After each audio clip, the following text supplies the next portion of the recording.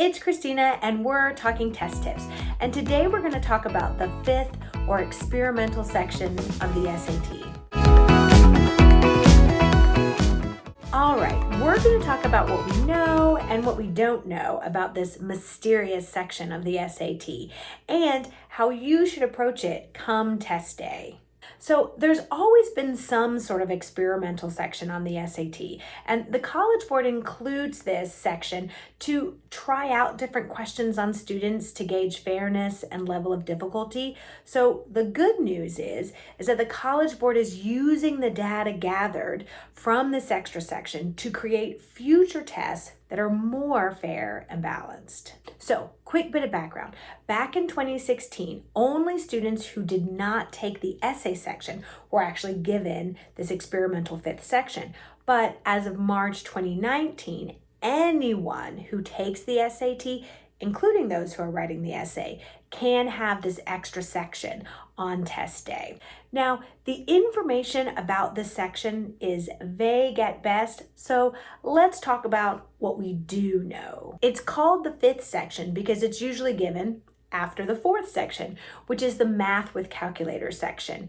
And sometimes proctors will give you a break before you take that extra fifth section, but not always. Now, one consistency is that this section tends to be 20 minutes, whether it's a math, a reading, or a writing and language section. So the big question really is, how does this affect your score? And the short answer is, we don't know for sure.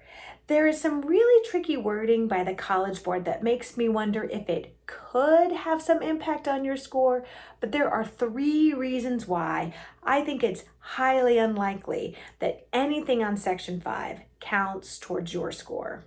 First, it would defeat the point of a standardized test. So students can be given any section for this Section 5. So one student could get a math and one student could get a reading.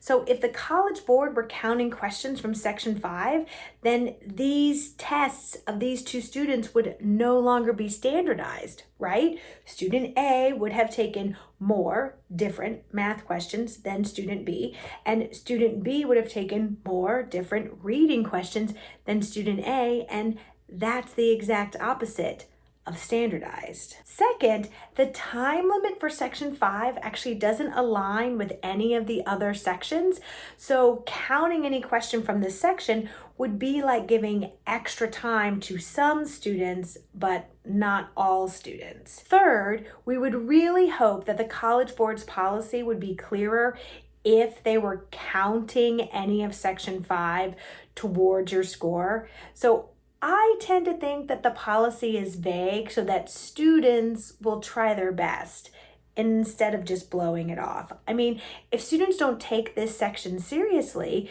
then the data collected would be pretty inaccurate, right? So all of this is to say that I recommend that you try your best on the mysterious fifth section. It is always better to be safe than sorry. And the data is used to help make the test better for future students, which could be you if you take the test again. All right, happy practicing. It's called the fifth section because it's usually given after the fourth section, which is the math.